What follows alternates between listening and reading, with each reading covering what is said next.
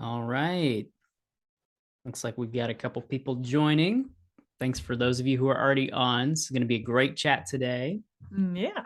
Give everybody a couple more minutes here. Excited to have Karen with us today. I think it's going to be a great discussion. So, Yeah, we spent the pre 15 minutes before the webinar running the webinar in 15 minutes. So I think that shows you. we're prepared. Yeah, we're ready. We're ready. This is not our first time. That's right. Yeah, Yeah. it's already been a great discussion. So I'm excited. Yeah. And hiring, just like we said, so important and it matters so Yeah. much, Yeah. Especially now. Yep. Yes. Yes. I mean, I've been talking to so many people that struggling to hire, other companies are offering big money and people are going for the money. And that feels demoralizing. So yeah, it can cost your firm a lot if it's not approached in that way. Makes sense. Yeah. Well, Karen, let's go ahead and kick things Yeah. off. Welcome everybody officially to Building a Talent Pipeline through the power of smart marketing. And it's my pleasure to have our guest, Karen Reyburn of PF, a marketing agency for accountants. Karen's a recent connection, but we hit it off pretty quick, just about people and how to be more intentional in our firms about finding and welcoming new team members into our team so we can keep growing our firms. Love it. So Karen, thanks for joining. Want to share anything else about PF or what you do for firms? Yeah, no, thanks for that, Joe. Same as you. Like, it's one of those where we connected recently and there was so much to connect about. And I and my team, I have a team of 18 creatives that work at PF all over the world, serving accountants all over the world. And what encourages us is that many of the problems that accountants face are the problem itself is not unique. The way you experience it is. And the good news is since we're exclusive and we work only with accountants, we see those patterns so quickly and can help. And I just love to help. I'd like to be able to help all the accountants in the world. That doesn't mean we'll work with them. Helping just means sharing some knowledge. And if you come away with like one little thing that you can do practically that will help your, in this case, team member, but also your clients or potential clients, that's what we're all about. Love it. I love it. For those of you who don't know me, I am Joe Montgomery, founder and CFO of Group Up. And we're a coaching community for accounting leaders, specifically focused on building an unstoppable team, giving transformative advisory services to our clients, really. And then by doing those two things really well, finding tremendous personal freedom. And so that's kind of what we're about. Format today's conversational, as you can probably already tell. I'm going to ask Karen a ton of questions. She may ask some of me. We might have a slide or two. We're going to have a good time. Feel free to ask questions in the Q&A, and we'll try to keep tabs on that. Got a lot to cover today. I'm sure we could talk about this for hours, so we'll keep it to 60 minutes today. Yeah. So let's dive in. Yeah. Karen, when we talk about building a talent pipeline, which I think is something we all wish we could do, or we feel like we maybe are struggling with a lot right now. I mean, there's a sense to which we just feel like we have to hire anybody that walks in the door. Yep. But when we say we're going to build a talent pipeline through marketing, what are we actually talking about? Can you break that down a little bit? Yeah, it's a great question. And this all came up because we were talking about marketing. I own a marketing agency. We help accountants with marketing. And it's been really interesting to me and to the team to see that as we help our accountants with marketing, the very problems that you have with marketing apply directly to the problems you have with recruiting and with hiring. So the very things where you're like on the marketing side with clients and prospects, where you're thinking, I'm not getting enough leads, or I'm getting the leads and they're not signing proposals, or they're signing proposals and becoming clients. And then 2 weeks, months, years later, I realize they're not an ideal client. They're difficult, is making it difficult for the team. And it costs me a lot. And the same principle applies to team members where we're thinking, well, I'm not getting enough applicants, or the applicants who apply end up going somewhere else, or we hire them and they don't work out. Then we have to let them go. or they leave, and it's all very difficult. And the big question for me and for you listening is, what does that cost you? Because it isn't just the financial cost. It isn't just the cost of maybe the recruiting fee or the cost of onboarding. I mean, at PF, our onboarding process takes 8 weeks for a new team member. And we've worked out that for our client marketing managers who are more senior and hold the relationship with the client, you're talking 6 months before they're at the place where they are fully engaged and in and running everything themselves and totally knowing the system. That's a major investment. So why would you take that lightly and just go, yeah, okay, we'll take them if it works out? You know, some people say hire fast, fire fast. That can work for a certain kind of company, but I think for accountancy firms, with the relationship that you have with your clients and the investment that you make, again, not just financial, but personal, emotional, the cost to the culture when you hire people and they don't work out. And then everybody goes around complaining like, oh yeah, it was them. It was this person. They didn't work out. Maybe you need to take a little responsibility yourself and say, how are we attracting either clients or team members or both who aren't a fit? How are we doing that? Because that's all that you can affect. That's all that you can change. There's something about what we did that interested that person, and then something about we did or didn't do that let them in the door and stay for as long as they did. So okay, that's interesting. So I'm picking up, I mean, 8 weeks to 6 months. That's a long time. I mean, I'm just that's what we've worked out for ourselves. Yeah. But I am guessing that most accountancy firms, even if somebody hits the ground running in a week, it's going to be 6 weeks before they're fully at a place where you can just leave them and it's ticking over, and maybe a couple months before you're like, yes, this is what I wanted. That's just a rough guess, but you can let me know if different. No, that makes it. No, are you talking about, I'm curious about this. Is that like the whole recruiting process, or does some of that include onboarding? Like once I'm just talking onboarding. But I would say, again, for the recruiting process, and PF is not an accountancy firm, we're a creative agency, but our recruiting process, 8 to 10 weeks, 8 to I 10 would say. weeks. But the great part is, by the time somebody makes it through, they know PF, they know our culture, they know our values, they have connected with the team, they want in, or they don't. Sometimes they don't. And we have learned over time to trust. We keep saying to each other, trust the process, because we've built the process, the hiring process, based on stuff that hasn't worked. So we went, when we hired this person and they didn't work out, either short-term or long-term, how much did that cost the company? How much did that cost our culture? How much did that cost the morale of the team? The ability to serve clients we lost because of that. And then we said, so therefore, how much is it worth to us to get the right person straight out of the gate? And every time we had something or someone or an aspect that didn't work out, we put it into our hiring process. So we started out with like a 2-stage. We now have a 7-stage hiring process. I just had a new team member start yesterday, and honestly, I'm like, we could not have crafted this person better. It was like they were made to order. But the reason is we have this intense hiring process. So by the time they start, they're just as excited as we are. And we know that they're the right fit to the best of our ability. That's not going to be perfect, but it does work. That's awesome. And I think we all wish we were in that place too. Made to order. Literally, I'm telling you, if I could literally just be like this, oh, look, there they are. That's how it works. That's awesome. Man, made to order would be nice in the accounting industry right now.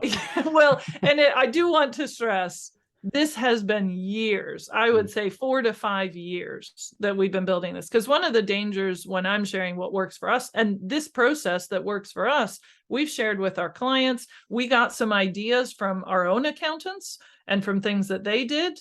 For example, the first step in our hiring process is to submit a 3-minute video. Just an intro video. Hey, I'm Joe. This is who I am. This is the role I'm interested in. Why? This is what I like about PF.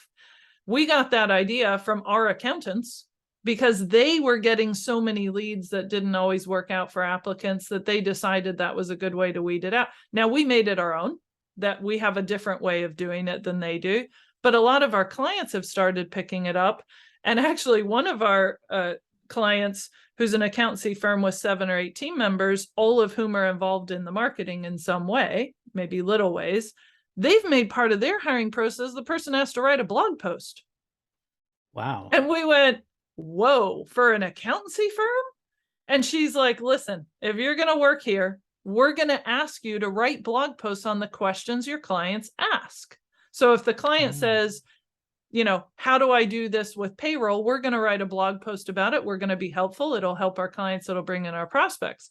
So you need to at least be willing to try. She's like, we're not evaluating the blog post on, is it the best blog post ever written? What we're saying is the person willing to try? Because if they're not even willing to try, what does that say about their approach, about their attitude, about their willingness to do new things or uncomfortable things?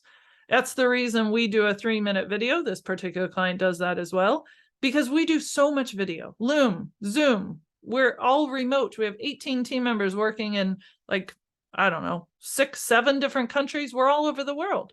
We're always on video. So if somebody's not even willing to submit a video, they're probably not going to like it here. So this is about helping them to figure out if this is the place for them. And it's okay if it's not. I love that, because you're tying back results that you were expecting and wanting once they're here. Yep. Right to the beginning of the process. Yes, And always. it's funny How somebody is in the applicant prospect process as well as the prospect process is the best you're going to get. That is, they are showing their best. So if you see any flags, and if we have time, I'd love to talk about red flags, pink flags, green flags, and gold flags, which is our way of evaluating people. When you see those flags and you ignore them and you go, it'll be okay.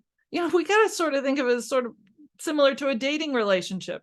Oh, they were kind of a jerk to the waiter, but oh, well, I'm sure once we start going out, it'll be better. No, it won't. You're seeing who they are. That's your best. So it's the same thing with an applicant. It's the same thing with a prospect. If the prospect doesn't come back to you, if they don't show up for meetings, if they don't respect your time, if they push back or swear at your team, it's not going to get better. So you got to listen. I'm hearing already, like, slow down. And I love the video thing in particular, because I can't tell you how many firms we've worked with that complain or have issues with their team members who just don't want to get on video. They won't do a Zoom call with a client. They're refusing to send a Loom video to somebody. And it's like, okay. And to be fair to the team member, let's remember, this is what I always say. Like, it is so easy to be like, oh, this person won't do a Loom video. Well, did you tell them when you were hiring them that that was part of the game? Because if you didn't, maybe they just want to hide in a corner and punch little numbers. If that's what they want to do, fine. There's lots of accountancy firms they can work at. But if that's not what yours is, then it's not fair to be annoyed at them for something you didn't tell them was coming. That's right. Like, it's expectations on both sides, and it's a fit on both sides. Yes. I love that you said it's okay if they get through this and they love it. They love you, but it's also okay if they get through it and they're like, super clear, not for me. Like, that's okay. Yes. I consider that the biggest win. I'll tell you about 2 wins that we had of people who did not decide to work with PF. One person came to us, had worked for an accountancy firm in their marketing department. So you would think, perfect, you know, how PF is ideal on our side. She started going through the hiring process, and a lot of our hiring is like, what are you about? What do you care about? What do you want to achieve in life? She got to the 3rd stage and sent us a lovely email and said, I think PF is so amazing. I feel like I would be honored to work there, and I don't want to work in accounting. And we're like, great. You have figured out that this is not where you want to be. She ended up doing cooking. She ended up doing traveling. She now does life coaching. She's the happiest person ever. She and I message all the time on Instagram, and she's enjoying her life. That to me is a big win, because it would be the worst thing if she went all the way through and took the job to have a job, and then 6 months later went, gosh, I love this company, but nope, this isn't what I want. So we consider part of our hiring process win is helping people figure out what they want. And we can all be clear. And another guy similar made it through to, I think, stage 4 or 5 and said, this isn't what I want. I'm going to take another job. Love PF. And could you come and be a guest on my podcast? Because I just think so well of you and your team. Again, he's not saying, I don't ever want to be connected with your company. He's saying, this is not for me. We're going, okay, great. Glad you figured that out. As long as somebody says no because they have all the information, that's a win. If they say no because they don't have enough information, they didn't get their questions answered, that's on you, and you need to work on that. Man, what a gift you're giving people by doing that. It's almost like you're coaching a candidate, right? And trying to align, like, is this person actually a real Yes. good fit? So it's taking time, you're coaching, it's intentional. I'm not hearing you say, and we haven't even gotten into this yet, but we haven't just jumped right into, you should do 3 interviews and one should look like this and it should happen over a 1-week period. And then here's what you're like. I haven't gotten that sense at all. I've gotten the sense this is a bigger thing than I've certainly thought it was. So that's and it has to do with, the biggest thing it has to do with is values. Because, and I've shared this with the team, that at PF, we hire for values and for skills equally. They are both equally important. They are both 100% important. So if you have somebody who has all the skills, they can do the work and they can do it well, but they aren't a values fit, then it's going to affect the culture and it's not going to be good. So it's not going to be a fit. You're great at what you do. This isn't the place for you. Conversely, if they have all the values and they're a lovely person, our pillars are creativity, integrity, generosity, and rest. If they're a creative person who appreciates rest, doesn't overwork themselves, is generous, and has integrity, but they cannot do the work, it's not going to work. And that's okay. We had, when I started PF, we hired people who weren't really able to do the work, but they had potential. That was fine.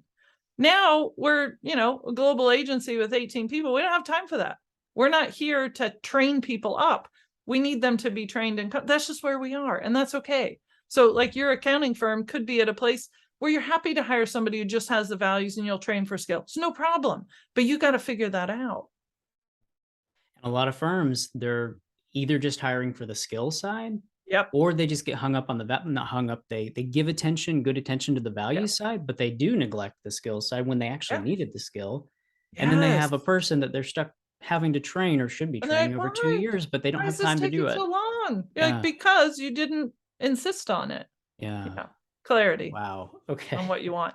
This is big. So you've already shared some results. I love that win of a person you kind of coached into a different environment. Yes. But with people who are doing something similar to what you're doing, particularly maybe accountants, what are the results you're seeing? Like, what does this look like when it goes really well? Oh yeah, I love that. It's good to look at both of them, and the same results that our clients are seeing with hiring is the same results they're seeing with marketing, which is that the right way is the long way. Every time, without qualification, you try and shortcut this, you will struggle every time. So now there are ways that you can move as swiftly as possible, do the basic minimum, but the principle of approaching this seriously, and instead of saying, well, we're so busy, we just have to hire somebody, then we'll sack them, then we'll hire somebody else. That's exhausting. That costs your company money, time. It costs you. I mean, if you're anything like me, you have literally had times where you could not sleep at night because this was roiling around in your brain, either a team member issue or a client issue. That's not okay. And it happens, but you've got to be able to fix it. And the way to fix it is, as you said, Joe, to slow down, pause for just a second, and be clear about what you want, and then be unwilling to accept anything less than what you want. And that's where the process comes in, because the process, which you will build yourself based on what worked and what hasn't worked, then begins to work because you can trust the process. It's been built for you. Like, I can give you suggestions, create a careers page, create a hiring process, record a video of each of the team talking, but you're going to need to have different things for your firm. And so the firms that we've worked with who have done this have said, number one, they often get fewer applicants, but better ones. So that concept of you don't have to have a funnel of 100 applicants and 25 interviews. You could have 25 applicants and 1 interview that works. Wouldn't that be better? I mean, honestly, I created the hiring process for us because I was tired of having hour-long, hour-and-a-half, 2-hour interviews with people I really liked who were not a fit. I'm like, listen, that's lovely. I'm glad that I could have that nice time with that nice person, but it felt like a waste for both of us. Yeah. I mean, I've had interviews where we talked for an hour and 45 minutes, and then all of a sudden, the one question came in, whether it was about money or something else, and it just shut down the whole conversation. They said, oh, I've taken a job somewhere else. That's not a good use of anyone's time. Let's not do that if we don't have to. So yeah, I'd say the results are around either having fewer applicants that are better, or just as many applicants, but you weed them out faster. So one firm we've worked with, who's the one we were talking about, I can show that one later, of the hiring process. They have a hiring process graphic that says this is how it works here. They have the 3-minute video. And she said, you know, previously we'd have so many interviews and it would take me so long and so much time from me. And then we'd hire them, and 1 out of the 2 would almost never work out, and sometimes both. She said, now I have 1 or 2 interviews, we hire the person, and then they last because they're great. That's what you want. Would you say it increases your certainty? Because I've been on the side of this too, where you have, the 20, and it feels like you've taken a ton of your own team's time to interview all these people. I mean, it's almost like 10 hours of time over a week or 2. Like, it's a lot of time, and you're exhausted from it, or at least I have been. And then you have 3 left, and you don't draw a straw, but you kind of do. No, I know what you mean. Yeah. Would you say that doing this process gives you more certainty? Like, if you just said maybe you get 1, but like, does this give people more certainty? Yeah, it's a good question. I think it does in the long term. I think it's good to set expectations and say, you're not going to have this nailed and figured out in, week 1, week 6, whatever. You're going to have to go through some fails and wins and, oh, okay, that works. Oh, okay, that doesn't work. Is this an isolated incident, or is this a pattern? Which leads to the concept of patterns. What you were saying about, okay, say we've shortlisted down to 3. This actually happened to us. We were hiring for a graphic designer, and we had it shortlisted to 3 amazing people. And the designer said, can we have at least 2? And I'm like, no, that's not what we budgeted for. That's not what we have the sales and profits for. That's not what we have the capacity for. You must pick. And they're like, so our team is hugely involved. I don't get involved until the 7th stage. I'm not even in there. Nobody even meets me until stage 7. So that's another thing we spent years working, is having the team invest in, because the team are going to be working with them. Yeah. Like, I'm going to talk to the team member now and then, but the team members that exist are the ones that are going to be chatting to them about their weekends, sending them files, sending them emails, dealing with them day to day. They've got to love them. So I don't want the team going, oh, this person's so annoying, but whatever. The boss said that's who we had to hire. This way, if it doesn't work out, they can ask themselves questions about, what did I miss? Why did I think this person was great? And those are good questions to ask. So in this case, when we got down to 3. I think 1 of them did take a job elsewhere. Great, win, success. Then the other 2, actually, what was amazing is I insisted that the team pick one. I said, this is the business owner kind of decision I'm going to push you to. I want you to stretch yourselves. I want you to dig into what makes one person the best for what we need. Doesn't mean the other person isn't great. Doesn't mean we won't leave them on a waiting list. So I was fine. And they said, this is the hardest thing we ever had to do, but this person. Okay, that's it. Great. We offered the job to that person. She accepted. Wonderful. Then one of our other designers got pregnant and was going on maternity leave. Lo and behold, we need another designer. We just go to our list and say, actually, we have another role. Would you like the job? And the designer's like, yes, we get both. Now that's probably sort of an exception, but I just thought it was so lovely because the point was not to hire 2 because 2 were great. The point was to hire who you need to hire. And it just so happened in this case that providentially everything just worked out and we need that person. But that's the whole point of a waiting list. And you can do that with clients too. If you have a waiting list of talent who's like, man, you know what? If I'm going to work somewhere, it's going to be this accountancy firm. I don't care if I wait a year for it. That's amazing stuff. It is possible, but it takes time to build. And where they're not turned off because of something you did in the process or didn't do. And it's this awkward, like, oh, did we contact them again? They didn't get the position before. So is that awkward? Is that weird? Like, you left which it in is a back to place. transparency, which is one of our values, which is, listen, we loved you. You made it great through the hiring process. There was someone else who had a little more experience. Would you like to remain on our wait list so that if we have another role, we'll contact you?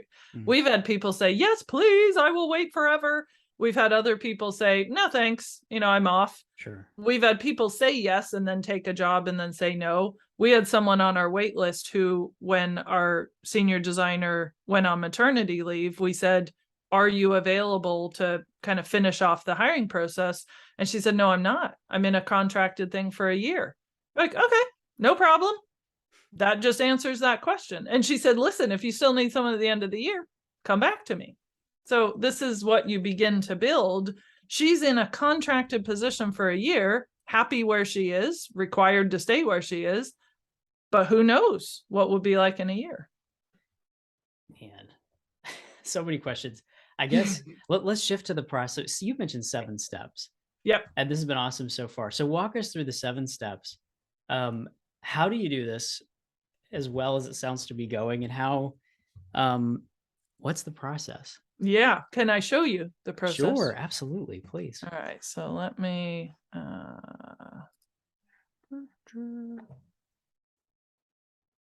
Accountants love our diagrams and charts.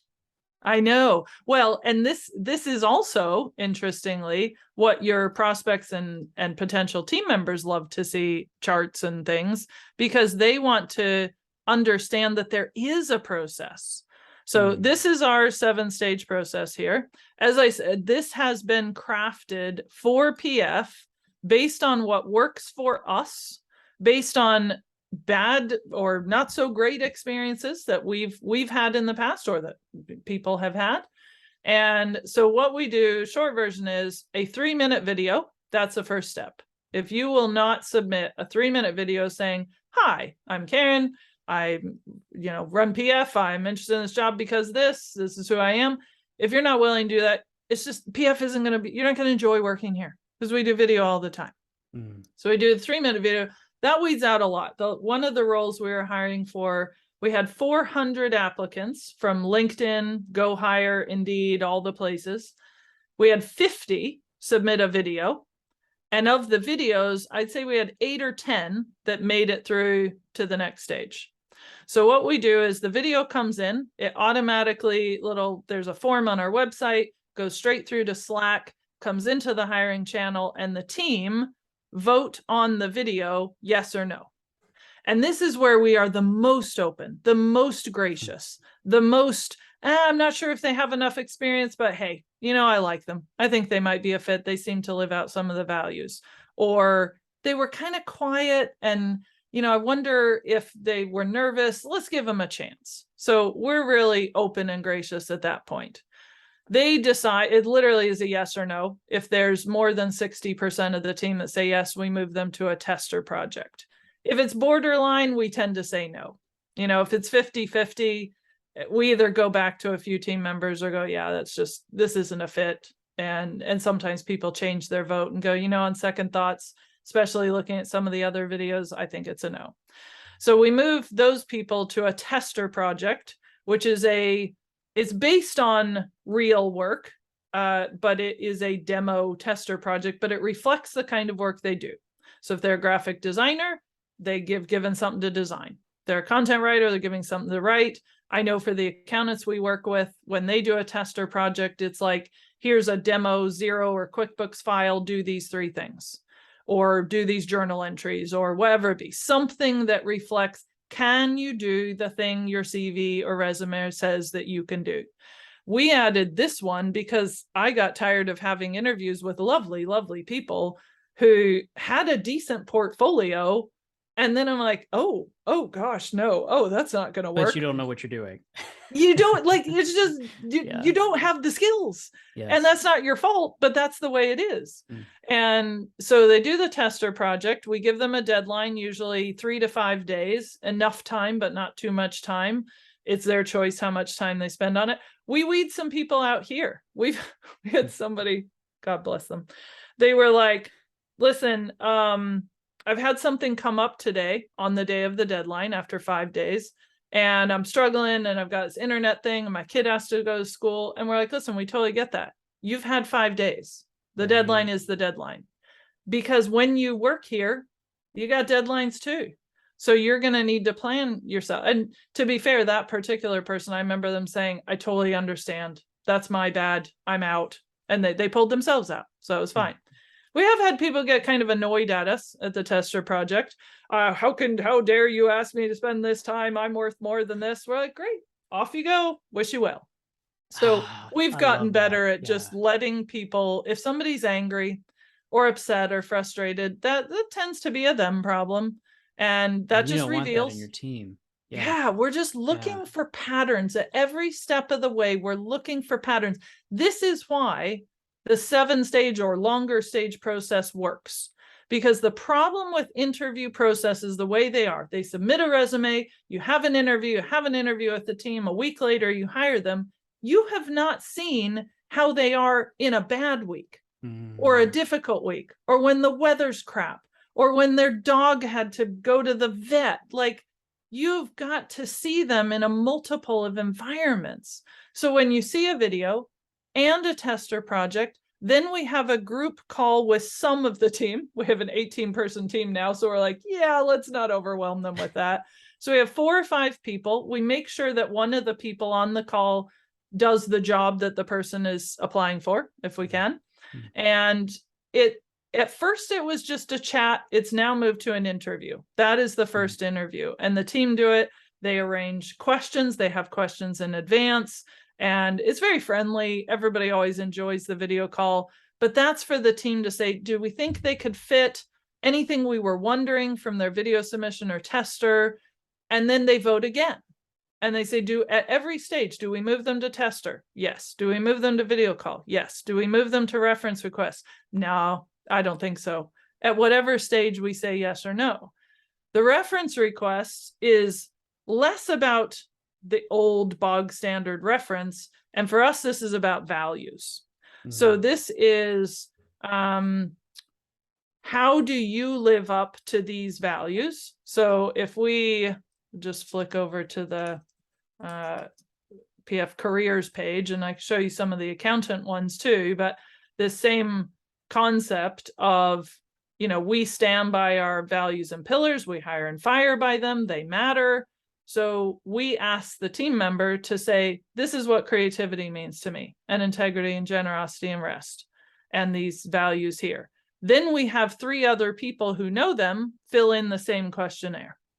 And if all of those things match, then we're going, yeah, that's looking pretty good. That's looking like those people agree with that. And we determine that values fit. Only then, again, this is our process, only then do they move to an interview with me. And that is our final, did we miss anything? Is there any hard question that maybe we were a little uncomfortable to ask, or whatever it be? If they make it through and we've had people have made it to stage 7 and we have not hired them, or they have removed themselves. Every time we say to ourselves, remember, that's a win. Remember, that's a win, because it's not about, oh, we've lost all this time. It's think of what it would cost you if you didn't do it that way. Ooh, yeah. And as I said, we've got loads of examples of accountancy firm websites that count clients that we've worked with who have created about pages, careers pages, hiring process pages, all of these things. So like this one from Kinder Pocock, which is a firm here in the UK we work with, they created that because they kept having people ask, like, how does the process work? And what happens first and what happens next? And it just saves a load of time. So on their current website, They've got a video about their whole hiring process. They've got a graphic to explain. And you can see they borrowed some from us. It's totally fine. We always say steal like an artist. Take the ideas from us and make them yours. So they have a 3-minute video. They have a technical test. They have a character test. They have a hangout on Zoom. So they do it in a little different order and all that. But they've got it all organized. And then the person fills in the whole. I mean, this application form is not just a resume or a CV.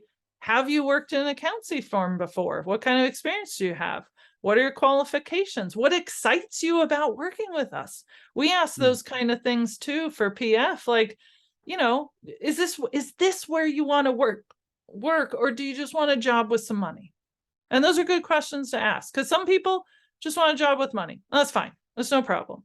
But it means the more things that you create like that, and the more content, and the more, you know, this is who we are. So Thrive, who's a accountancy firm in London, who's particularly focused on sustainability and take care of the environment. Somebody who comes here is going to say, wow, that's the kind of accountancy firm I want to work with, because what they care about matters to me. Values pages. What are your values? Now, I will say a little aside here. It's so important that your values are shown in every page of your website, every video, every blog post, every social, because otherwise they're just nice words on a page. And that is what your potential team members are looking for. I think I was sharing with you, Joe, before we began that team members are coming with fears, with doubts, with concerns, with, is this place for real? Which again, your prospects are wondering that too. And the important thing is to say to them, hey, your doubts and fears are absolutely valid. We can totally understand why you might be worried about it. This is huge. Work is a huge part of your life. We want you to love it. And we want you to believe that what we're promising is going to happen. But I think I was saying to you, Joe, that, I mean, we've had people go through this 7-stage process with us. They go through every single part of it. They meet the PF team. They read the quotes. They submit the video. We also have a video from the team. Hi, we're the team. This is who we are. And they still come and go, is this place for real? Like, it seems like it's really great. And I love that they ask it. Like, what a transparent question to ask. I mean, you would expect that people would say, yes, it is. But the fact that they're asking it is they're saying, I still have a few remaining fears, and that's okay. But it's our job to make sure that we relieve as many of those fears as soon as we can, so that they feel maybe a little nervous, but the good kind of nervous. We had a new team member who said that recently on day one. Said, you know, I feel a little nervous, but like an excited nervous, like, okay, I want to do really well. And we get that. That's amazing. And that's all on your website. Like, that's all transparent for the world to see. Yes. Which again, that's the principles of marketing. Tell people who you are, what's going to happen, show them, then they can make their own decision. Good marketing divides. Good team hiring divides. That's its job. It's not supposed to bring you everyone. If it does, it's not doing its job. Marketing is supposed to be making your job easier, relieving burdens. I tell you, ever since we instituted this hiring process, massive burdens released from my and the team's shoulders. When somebody doesn't work out in the hiring process, we know, and most people end up working out. You know, we're not perfect. Life isn't perfect. People change. Sometimes people come and then life changes, and that's okay. So those kinds of things affect how people approach their hiring and their marketing as well. Quick question from Sean. He asks, are you based out of the UK for UK firms only? I'm guessing, curious to know, Sean, if PF also serves US firms. We absolutely serve any firm in the world. If you are on planet Earth, we will work with you. Okay. The examples I showed you, I know there's a couple from the UK. We have loads of examples of firms that we've worked with in the US. I'm just going to bring up one of them to give an example as well. So this is Walker Glantz, who is in Texas. They are a wonderful example of somebody who has an amazing firm with amazing people, but their website and brand didn't show it. So a big part of what they're doing is saying, this is who we serve, this is how you feel, this is what we do. And then the whole about us, meet us is, you know, the meet us page isn't just about us, the accountants, it's about who we serve and what we do. This is the firm that has those values I was mentioning. And we worked with Walker Glantz in a lot of detail about this wording, because a lot of times accountancy firms want to say, oh, our values are service and excellence and experience and friendliness. You're like, honestly, if you don't have those, what are you even doing in business?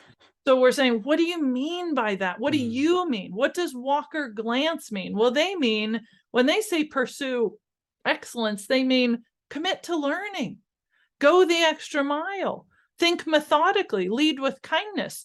We spent a lot of time working out what those words are and what that means. But as I said, it isn't just nice words. It's helping Paul and Amy and Bridget and Cheryl and all these people to, in the blog posts, in the videos, in the social posts, to show that they are leading with kindness, to show they're going the extra mile, to think methodically and propose solutions and collaborate. So all of these people and all of the time that we took to explain who these people are, and I know our team worked when we were doing the brand and the website for these little details. People care about this. They're like, oh, there's Michael. Oh, hard candy caramels. Okay, that's good to know when I come and meet with Michael. You know, Katie has something about something she appreciates. Those are the kinds of things that people care about. So yeah, we work with firms all over the world. We have a whole US division and region. I'm actually going to be in the US at a whole bunch of events in the next month or so. And yeah, what's interesting is the challenges that accountants face are global, but the way that you experience them is related to your particular firm. But we also recognize that your culture and your country and your, in this case, your state, would affect that as well. And that needs to be taken into consideration. So another question here, going back to the 7-step process, what do you find people miss most often? Or is the easiest thing to cheat or to be tempted to skip? Explain that a different way. You mean the accountancy firms in doing their hiring process or in the team member? That's right. Just in the overall 7-step hiring process. What do you see people most often skip? Kind of in like accountancy firms saying, honestly, we don't need that. Let's just. Yeah, like, oh, we can cut this out. It'll be fine. Or, you know. Yeah, I would say two things. One is, doesn't have to be 7 steps. Could be 3. Could be 14. You need to craft your own. You're welcome to borrow our 7-stage process and make it your own. This is a book I love, Austin Kleon, Steal Like an Artist. I love it because it's short and easy to read and easy to consume. He's got a whole series that I love, but that concept of stealing like an artist is borrow somebody else's idea and concept, but don't steal it. Don't plagiarize it. Make it yours. So if you look at PF's 7 stage, you could say, okay, I'm going to borrow that idea. I'm going to have people do a video. I'm going to do evaluation by the team.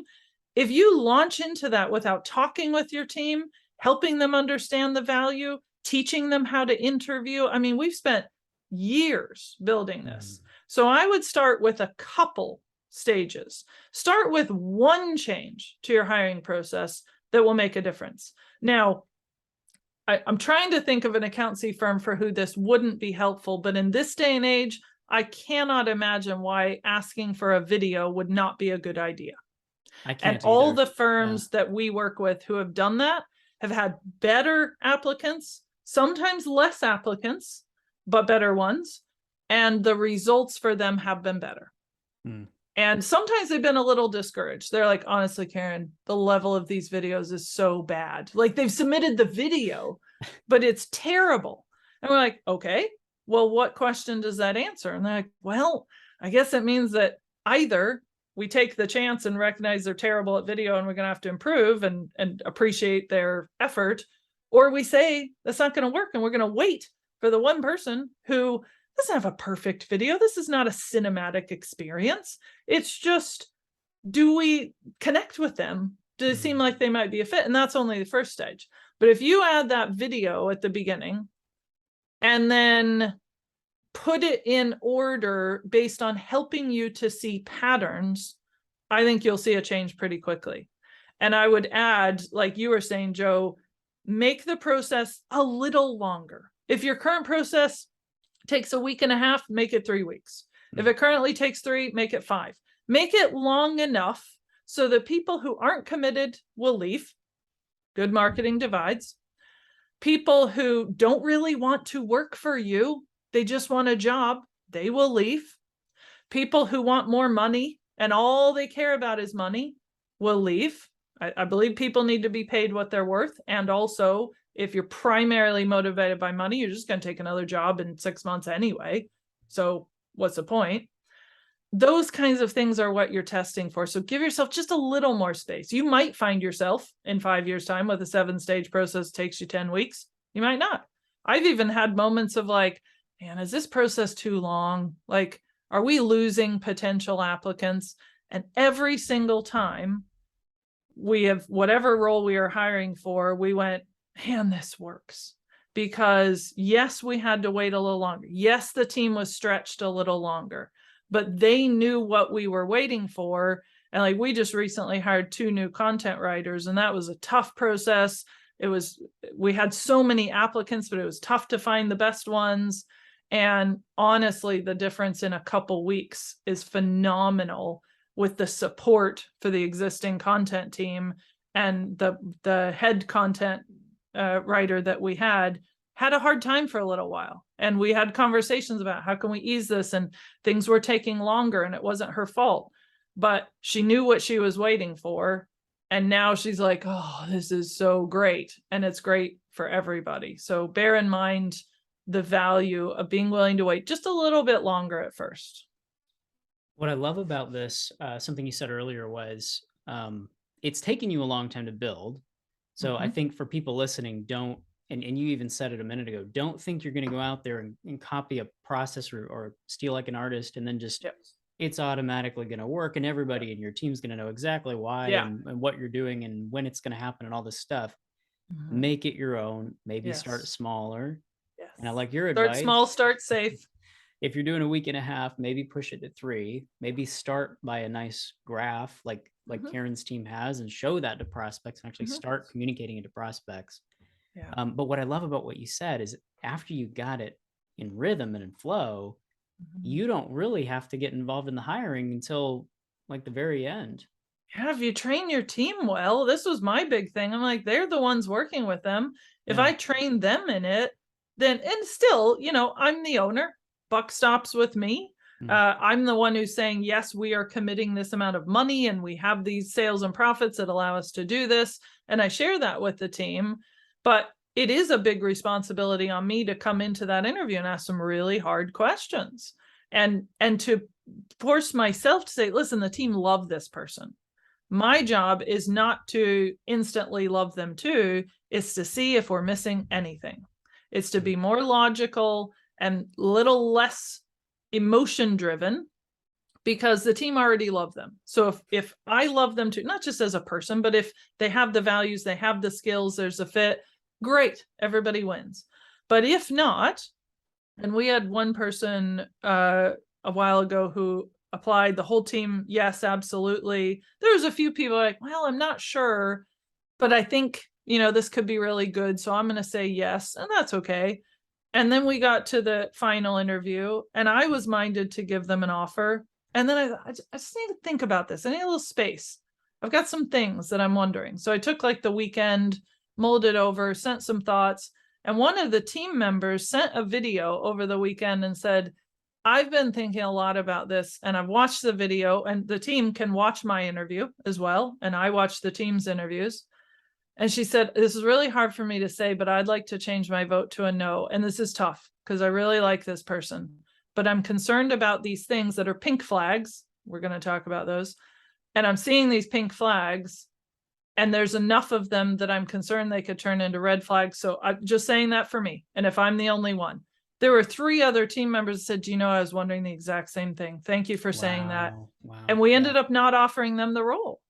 And what I've noticed too is when we don't offer someone the role, if they've made it through every 6 or 7 stages, I will send them a video. I will say, listen, I want to explain to you how great you did, the things that we like about you, and why we believe you're not a fit for PF. And we honor your effort, your time. And the people who reply to that and say, thank you so much for telling me, I will take this and be better. All the best for PF. They might apply sometime in future, or who knows what that. But we've had some people who we go through all that. I send them a video, no reply, not even a thank you, not a, go bleep, bleep, bleep. I don't care. Wow. Nothing. Just ghost. And we're like, okay, that says something too, because either they weren't in it, or they just, now that the process is done, it just shows something about where someone's at. And people will surprise you. You've got to set your emotions aside. Not that you don't listen to your emotions or have them, but you're not deciding based on, do I like this person? Are they nice? You're paying attention to patterns and flags. So the flags that we use are pink and red, green and gold. So everybody knows red flags, big, terrible thing. Absolutely not. Out you go. Pink flags are like, they could go either way. It's like, it's like the person who says, I'm not sure I'm going to meet the deadline of the tester project. Pink flag. But they didn't say they couldn't. And if you come back and say the deadline is the deadline, they go, you know what? You're right. It's on me. I will do it. Here it is on time. That might be okay. But then what if there's another pink flag that, like, we had somebody in an interview with a team of people who work exclusively with accountants who said, oh gosh, yeah, accountants are so boring. We were like, you literally just said our customer is boring. Yeah. And we're like, listen, we've got clients that say that to us. We have a laugh about it, but we don't actually believe that accountants are boring. We believe accountants are amazing people that we're privileged to serve, but this person was serious. And we're like, yeah, okay, pink flag, because I'm not sure you're going to enjoy working here, if that's what you think. So pink flags need to be listened to, because if you have enough pink flags, that makes a red flag. And on the green and gold flags, a green flag is something that's really good. You're like, oh, this is lovely. Oh, we like this thing. Oh, this was good. Gold flag is like, damn, get that person in here, hire them yesterday. Oh, if everybody was like this. So when you look at all those flags, we use this for a client acceptance process. We use it for a team acceptance process. If we look at it and say, we've got 7 pink flags, 1 red flag, 2 green flags, and no gold flags, this is not looking good. The pattern is not looking good. But if we have 7 green flags, 3 gold flags, and 2 pink flags, we're probably good. The pink flags will sort themselves out. And if they don't, at least we made every effort and we communicated that to them. Something you said a minute ago, Karen, and thanks for explaining the flag system. That makes sense now. Yeah. That you kind of walked through it. So thanks for explaining that. Something you said a minute ago was that this is, of course, a process, and it's getting you out of it. But our business, you said something about gut. You said that we kind of, there's a tendency to just kind of, do I like this person or not? I can't tell you how many firms I've talked to. If it's not a yes, it's a hell no. Or if it's not a hell yes, it's a no, that kind of thinking. That, but also just in the lack or absence of a proven process as a business, or the lack of some steps to take, it's just a strict reliance only on feeling and gut. And so we talk to some people, we have some great conversations, and then it's, I feel like this person because I remember they like Clemson football or whatever it may be, like some random thing. They reminded me of my brother, and I love or don't love my brother. And therefore, I do want to, I love that you brought that up, because first, gut is so important. Gut is important and it needs to be listened to. I don't ever want somebody to be like, oh, they're saying don't listen to my gut. Absolutely listen. But you have to listen to what your gut is telling you and where that comes from. And if you cannot define that, it may not be your true, good, healthy entrepreneurial gut. This may be a trigger from somebody who didn't work out in the past. I've had that happen.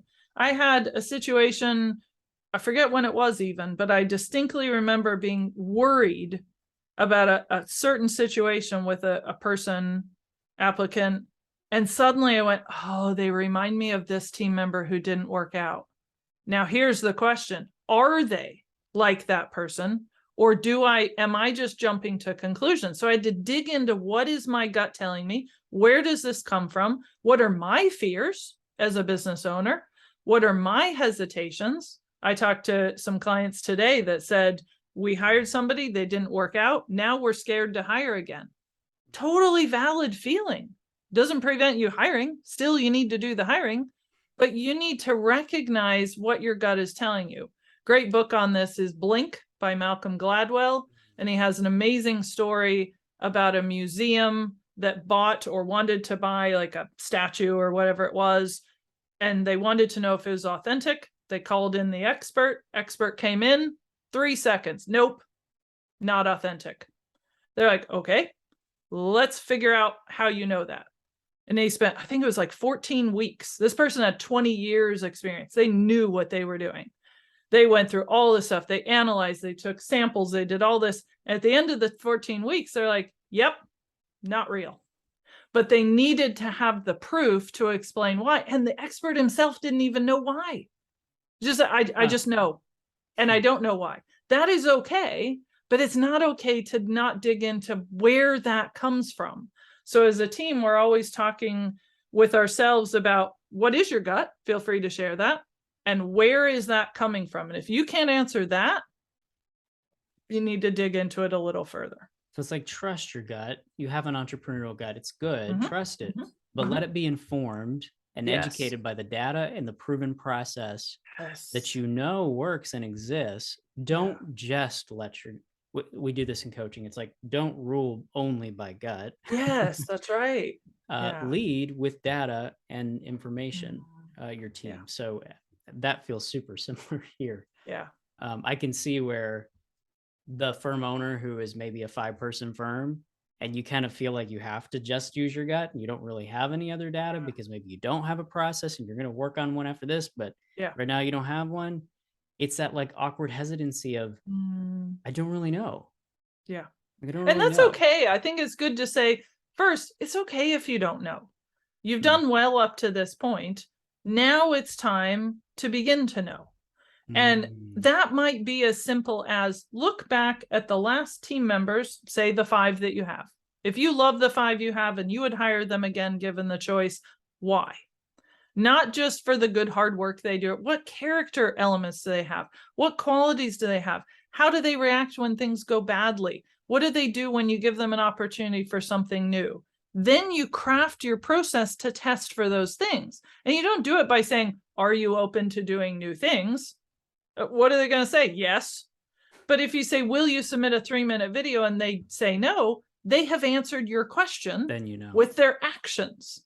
And that's what you're getting them to do. Same thing applies to prospects. If you want to know something from prospects, you don't ask them point blank, will you trust your new accountant? You ask them, how'd it go with the last couple accountants? Oh, interesting. Why did that relationship fall apart? And they're like, oh, well, that's because all accountants, blah, blah, blah, is terrible. It's maybe giving you some pink or even red flags there. But if they say, listen, I don't think they were a fit for us. They were a little too small. They weren't willing to use digital accounting software, whatever it be. And I know I could have done some things better. I'm looking forward to a good relationship. Then you've got some green flags. That makes sense. I cannot believe it has already almost been 60 minutes. We have so many things. I have so many unanswered questions, but I feel, this has changed my perspective a little bit. I'm running a small firm now. I was running a $2 million firm. Now we're coming up on a $500,000, have a team of 3. So we do try to have an intentional process because we borrowed a lot from our old firm. But I'm going to add a couple things from the method you're using here. And I'm reminded, I think, just to slow down. I'm also thinking through, okay, to somebody listening to this, and this is, maybe you're feeling like, of course that all makes sense, y'all. but Nice concept. Bully for you. I don't have that amount of resources, time, or money. That's not my world. What's a good first step? Like, what do you think or see Yeah, somebody that's in a that great space? question, because I do appreciate that. I think sometimes you can listen to success stories and be a little annoyed, like, oh, great for you, but honestly, you don't understand my situation. Mm. You know, the first thing is take responsibility. Take responsibility for your hiring thus far and your hiring in the future. And as you were saying, Joe, I'd suggest start with change one thing. Go back and look at all the team members in your life, not just in your firm, who did not work out, and write down a list of the qualities. Be specific, not just, oh, they were annoying. What was annoying? What did they do? What did they say? What did they not do? Write all those down. Look for patterns. And if you can pick out one thing, you're like, oh, if we did this, that might weed out that quality. If that's all you do, great success, and it will lead you to more. The second thing I'd say is once you've done that, implement it for your next hire. And then once you've done that, maybe you have another change, implement that for your next hire. Implement it live. As accountants, you're going to be tempted to get the process, the full 7-stage process, perfect, and then try it. That's not how life works. When we started our process, we had 2 steps, and then the next hire we added 1, and then we added 1, and now we have 7. So make it live, because you don't know all the things that are going to go right or wrong. And the only way is to try and learn and tell yourself, this isn't going to be perfect, but it's going to be a little bit better. That's all we're looking for. Just start. Yeah, start something. And if it doesn't work, tweak it a little bit and start something else, and just keep going. I love it. I love it. Karen, thank you so much for investing your time with us. I know we're better for it. Any final thoughts before we close out today? Yeah, I would say give yourself grace. You know, I know when you're listening to these things, you're trying to be better. And as entrepreneurs, we're always looking, how can I be better than yesterday? And it's good to just pause for a second, look back on the good things that you have done and be like, hey, I've done this well. My firm is here. This is good. I have these team members who are awesome.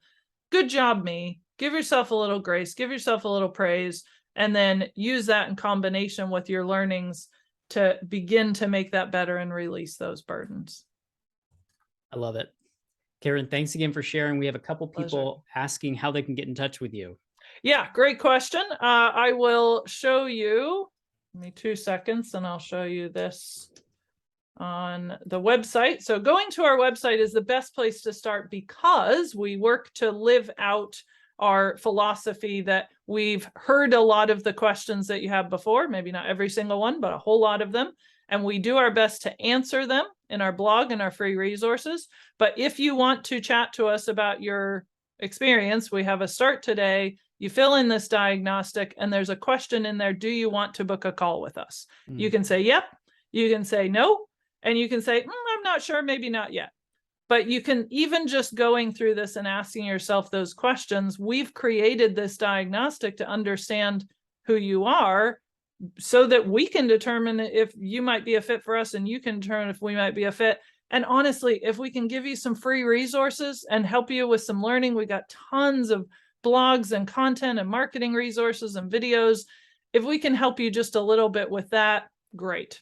So that's what I would say. We've got all the socials. That's another way. If you're not ready to fill in the diagnostic, we got all the socials. You can follow us on those. And to leave the last, not least, is I've got a book coming out for the accountant marketer. And once you're on the list, you will hear more about that. It's in the last edits. So I'm hoping we'll get it published next year. And that'll help you to be a better accountant marketer. Love it. Check out their website. Follow We Are PF on social, and excited for your book here and look forward to that. This has been a lovely conversation with Karen Reyburn and myself, Joe Montgomery. I'm building a talent pipeline through the power of smart marketing. So thanks everybody for tuning in, and we will see you next time. Thanks, Joe. Thanks, everyone.